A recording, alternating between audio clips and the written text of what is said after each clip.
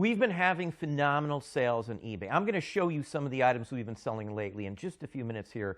But the point with sales on eBay, especially right this minute, they depend on specifically what you sell, who your client base is.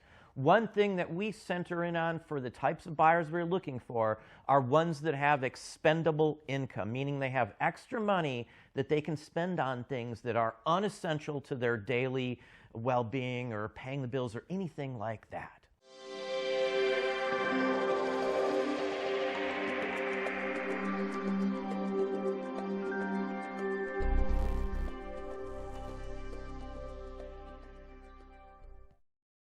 Hey, it's Don. Today we're going to talk about, and I'm going to show you, some of the items we've been selling in the last just very short period of time. Now for us, eBay sales have been phenomenally good. We've been breaking monthly sales volume records over and over and over and over again, pretty much for this entire year and even through fourth quarter, obviously, of last year. Now, we've centered in on selling items that are very specifically geared to folks that have extra income, expendable income. That means they have money they can just blow on things that maybe a normal person may not be able to do. If you're living paycheck to paycheck, you do not have expendable income, which is the majority of the population these days in the United States. Most people, the majority, live paycheck to paycheck. So how well you are doing right this second is going to vary drastically. If you are selling to people who almost always have extra income, you are going to be doing pretty good. If you are not, you may be floundering right now because of how the economy is running right this minute. So you've got to be careful in how you address your business specifically. Now, these are all recent sales for us across the board. Now, this is a very scarce card. I purchased this one and another one, like in 2017. These have been sitting in storage for years. I sold some back in the day, like 14 or 15, and it turned out to be the only known examples of these. This one and another one of a different person are from that very same pickup, from that very same haul. These two, this one and this one together, sold for $750.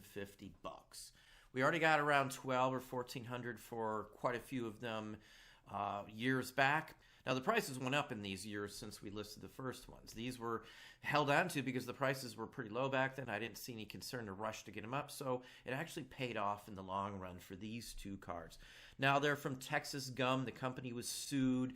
They were basically stealing someone else's idea for gum chips. And these cards like this were very limited in production. Only handfuls of them were ever released, from what I understand, making these worth quite a bit of money. Now, I've been selling camera collectibles for probably 20 plus years. I buy big stacks of brochures and all sorts of different things. Now, this came from someone we buy from in Japan, and it was shipped in before the tariffs hit. This and a bunch of other items, a huge box of poundage of this sort of thing. These aren't super rare. They made probably tens of thousands of these for the Japan Expo from 1970. Most people don't assume there's much value in these. It's just a one-page little folder. It folds over, and that is it. It's the maker of the camera that's the big factor in this one, and why it did sell for $140. This one sold for $120. Same basic principle, same basic thing. It's just a one-page folded over sheet that was handed out free at the expo. These are things that most people wouldn't assume carry a value because it's really new, it's small, it's a single page, it's for just some oddball camera that probably no one's ever heard of. And that's why I'm able to pick up stuff like this for almost nothing. Now, this one sold for $120 as well. And this one also sold for $120. So for 4 of these little brochures here, I got $500 back out of them, all at the same time, all going to the same person. The whole investment in this massive amount was $60 plus the shipping. So no matter what, I've made a fortune back from this one single pickup.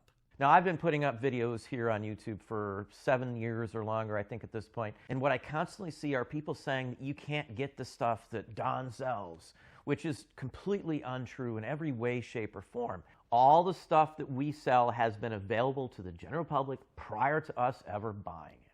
Now, I don't have any magic. I don't have any spells that can, make this stuff appear for me. But we sell the same stuff all year, all the time. And we constantly pick up the very same things over and over and over again that you're going to see that we've sold. Now, I love engraved items. Letterheads to me are good as gold for the most part. May sit for a little while, but this one I sold for over $50 with shipping. It's just the top of a letter from 1880, and that is it. But it's an engraver, and they engraved this. So it's, again, it's damaged basically. It's missing the bottom of the paper, but it's still sold for a very good amount. I mess with labels constantly. This is the front and the back label from the same bottle. This one sold for $40. Now, I purchased hundreds of these for $50. So this one single label here got me $40 back. And I've already sold around $7.80 off this very same purchase. Labels, most people do not assume carry a huge value, but if you find the right ones, you get them from the right era, there is some good money to be had. And usually when I run into these, I'm running into a bunch of them because people collected these even back in the 1900 era, 1920s, 1930s, even up until today. Now, most people assume that more modern day stuff, things from certain locations, aren't worth much. This is a Bermuda customs inspected poster stamp, and it did sell for the price you see there with shipping. This would have just been placed on stuff after customs inspected it. Nothing fancy. This was a giveaway. This is a free item back in the day. I know for sure that there's tons of people out there who get the exact same things that I do. I am not the only one who's able to find these. It's taken us time to do it, but I've invested a massive amount of time in figuring this all out. That's the point. If you're expecting the stuff that I sell to show up sitting on a table for 2 cents at a garage sale, it's not going to happen. You know, it's just not going to happen. Maybe an estate sale, maybe an auction, antique auction, or an antique flea market, but for the most part, if you're going to garage sales and thrift stores, you know, the stuff that I sell, you're never going to find there. It'll never make its way to places like that. And if it does, most of the time they throw it out because they don't see the value in it.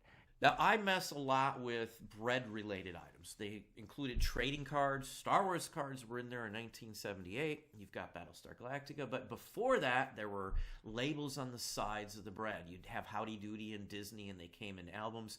These are actually stamps that were before that time that would have been stuck on the outside of a loaf of bread. Now, some of these would have been in paper, so this would have been mounted to a paper one. This is from the 1890s through about 1910. This one sold for $51. It's just a little stamp. Now, this one's easier to find than you would think because these will show up in stamp collections. But a true stamp collector isn't going to care about some golden nugget bread, and they might not even know it's a bread poster stamp. So I can find these quite often. I mean, in bulk, too. Sometimes I'll find a couple dozen of them. Back in the day, people would have saved these thinking, oh, that's kind of interesting. It's a stamp.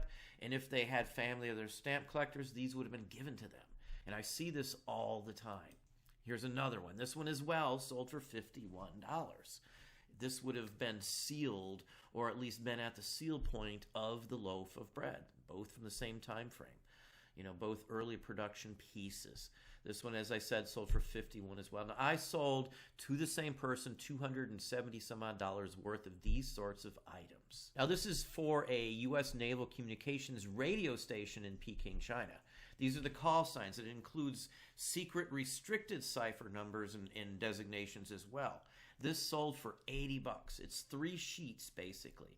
So you got the main one, and then there's 2 more sections of it. In fact, I think it's actually 3 more sections. Yeah, there's 3 sections more. And all it is a list.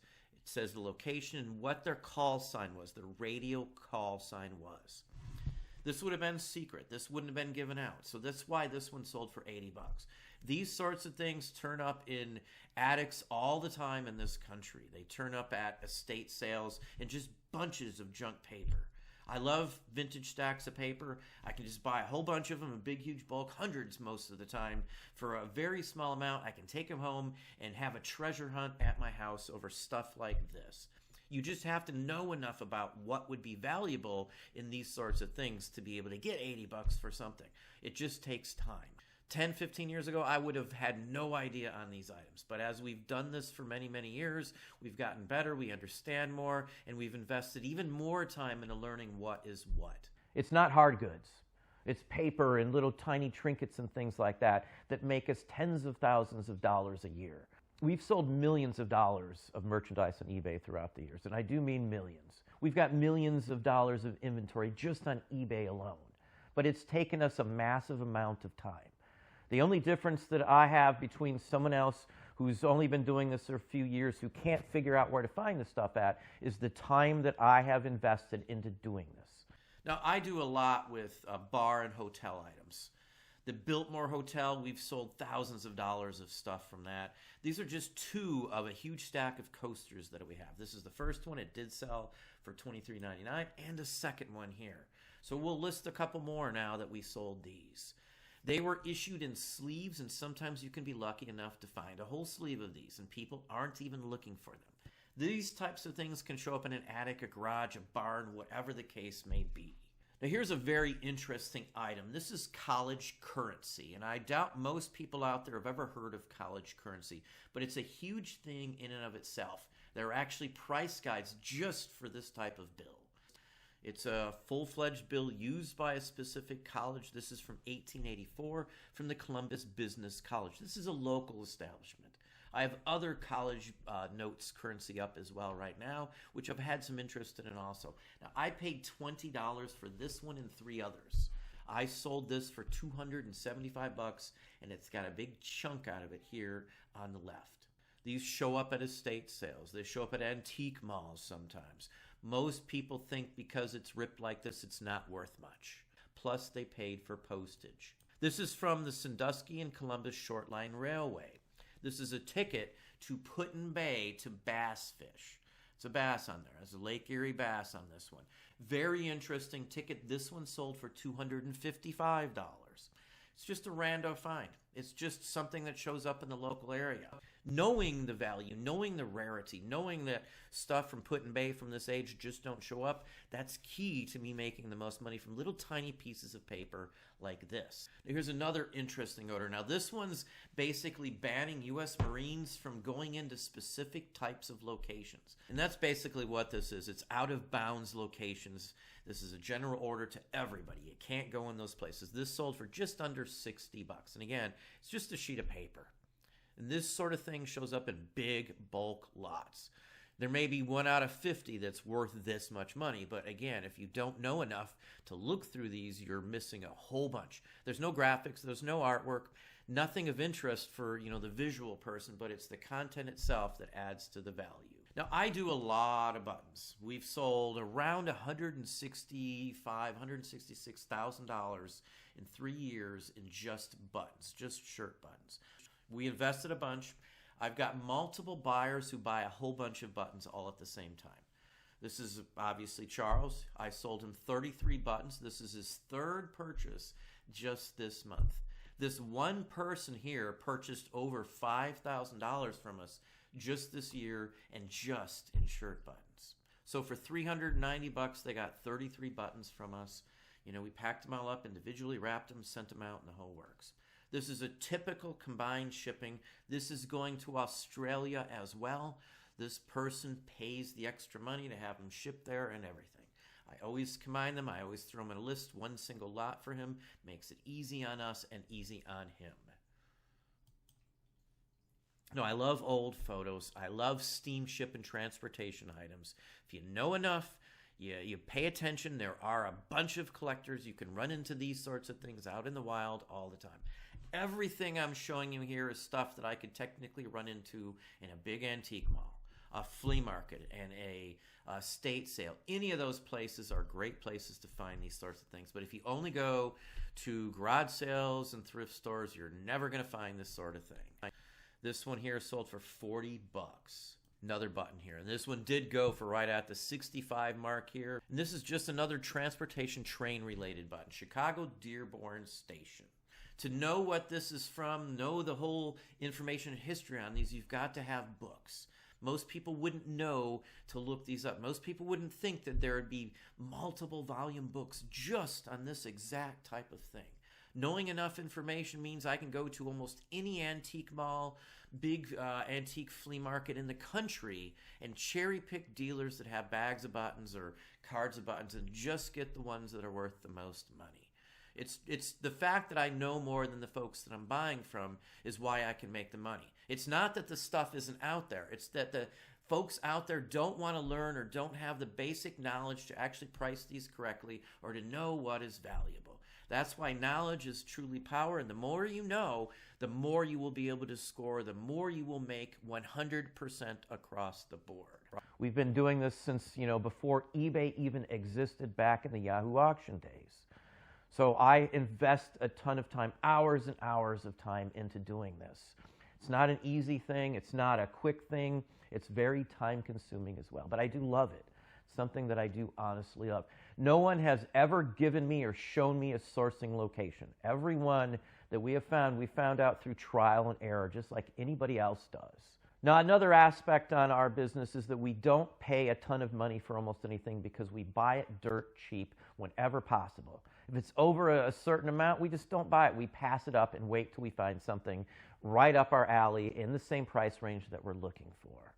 One other key factor is that the majority of the items we sell, the people we buy from do not know what they have. We know far more about those items because we spent years and years, decades at this point delving into them. Most of the items that I sell, I had no clue whatsoever on how to get them, what they were, what the value was 15 or 20 years ago. These are all things that we learned on our own through trial and error, through length of time at doing this. Decades of doing this. We're heading on almost 30 years of doing reselling as a business, basically. So it just takes time to get it. There is no shortcut to learning and getting knowledge in areas that will make you a lot of money. Now here's an interesting piece. This one sold for $60 because it's the SS United States steamship on the cover of this. Now that steamship is actually being sent to be sunk for an artificial reef. It's been in court for years. This is one of those oddball items here that's tied to that went up drastically in value just because of what's been going on with the ship. The ship, again, was launched back in the 50s or 60s. It's been sitting on a dock for decades, and it's pretty much rotting away. So they're going to sink it and drag it out to sea. That is the only reason I got $60 for this one here. Now, this is from the Academy of Music, and I do believe that would be in Philadelphia. There are a couple of them, but this specific card here is an advertisement. This is for the Little Cats and Kittens opera, and it's sold for $80. This is tied to a play, a musical, basically. Many times you'll run into pieces like this that the person named on it could be where all the value is. The person is very well known, famous, or whatever the case may be, or became famous after this time. Now, I love old labels. I buy labels all the time. You can find them out in the wild if you dig enough. We probably have 4,000 or 5,000 labels in our inventory right now. So it's not something that's odd, unique. It's something, again, that we've been running into and buying for decades. This person actually bought around $500 worth of labels. I believe this one sold for $150, and this one sold like in the $150 to $175 range. Very graphic, very appealing, and that is why this one sold for that kind of money. We've sold tens of thousands of dollars in these sorts of things. Now here is a label. This is just a sticker. No idea exactly what it went on, but this is from Pinecrest Mount Resort in San Bernardino Valley. This one sold for $50 fairly quickly. Nothing on the back, it's just a label. This would have been stuck on something, like a bumper sticker almost. Stuck on a wall in a window or something. It doesn't have to be from the Pinecrest Mountain Resort, just from that area, just from this type of thing. If you pay enough attention, you'll figure out which ones are worth the most money fairly quickly. Another item. Now, this one sold for $75, and why did it sell for $75?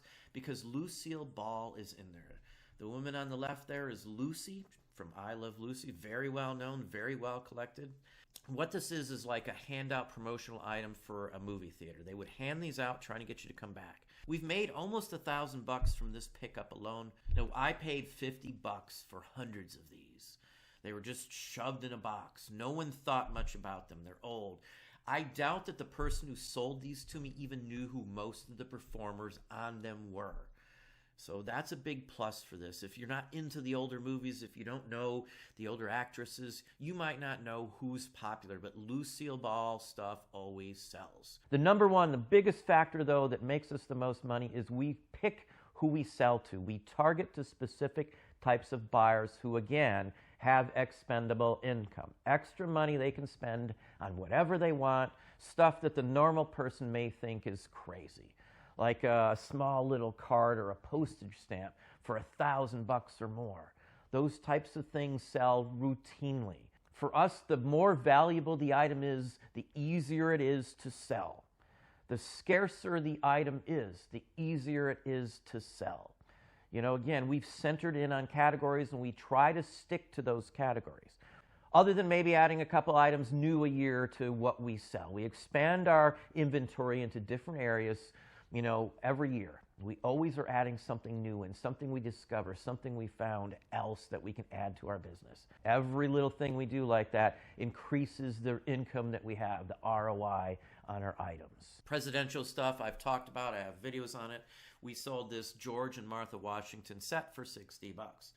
4 or 5 years ago, these would have gotten us $10 or $15 total. But the value in these has skyrocketed. People are collecting them, they're grading them, they're sending them in. So there's a huge market for these sorts of things. They're out there. This is a very common card, a very common set as well. Now, certain items sell for decent money just because of the uniqueness of it. Now, this is a double postcard. It folds over, so it's basically the width of 2 postcards sitting next to each other. I took $125 for it. You know, nothing from this area, from this era of this type sells for a fortune. This is one of the higher priced selling cards from Charleston on all of eBay because it's a double card set. I paid $1 for this. But basically, it looked like nothing. I had to, you know, unfold it, pull it out, and take a look at it. So this is a great example of something that somebody else missed.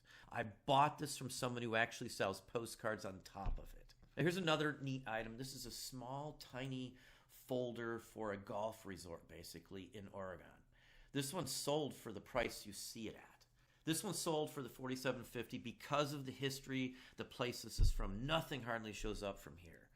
Again, you've got to know areas, cities, certain hotel chains, lines, and things like that to do well in these sorts of things. I know for sure anything like this from the 1920s that has golf tied to it usually gets us really good money. Now, I've been selling business cards for 20 years. We've sold some business cards for over $800 each. So I'm always grabbing up. Now, this is a rather interesting one, but it's nothing fancy, nothing special at all. We did sell this for $37.50. This is from the World's Fair in Chicago in 1893, and this is just a business card for somebody who was working at the fair itself, who worked for the company who ran the fair. Doesn't have a business name or anything else like that. Thousands of people worked at the fair, so there are tons of people that could have had business cards, and they wouldn't have had just one made. So Lord knows how many of these sorts of things are still out there. But regardless, we were very happy with the $37.50 sale because I purchased a whole bunch of business cards from a business card collection for almost nothing. Most people just assume the business cards are there for, you know, running business. Back in the day, you'd have Rolodexes of tons of business cards, and that's how you picked out and found a number for a business you were looking for. And one more item here. This is another movie promotion.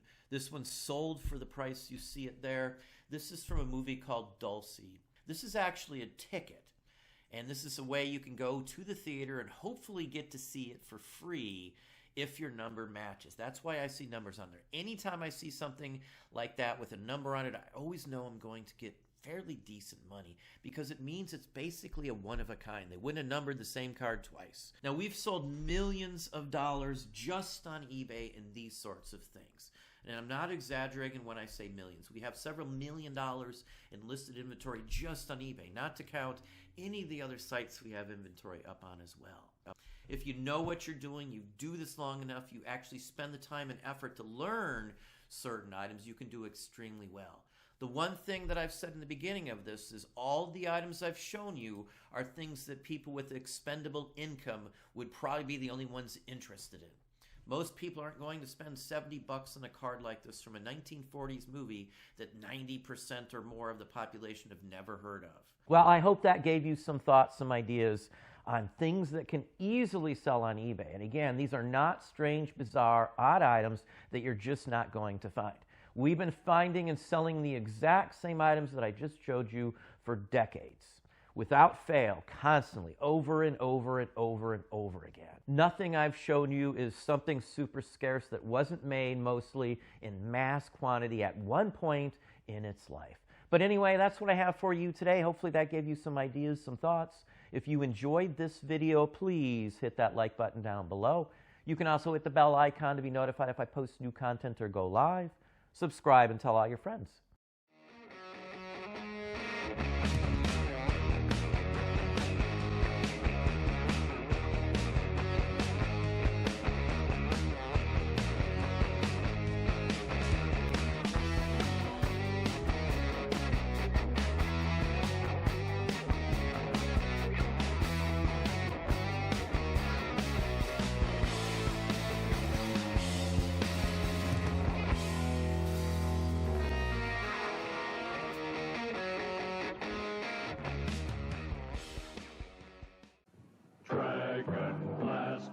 One more paralyzing Dragon Blast and what?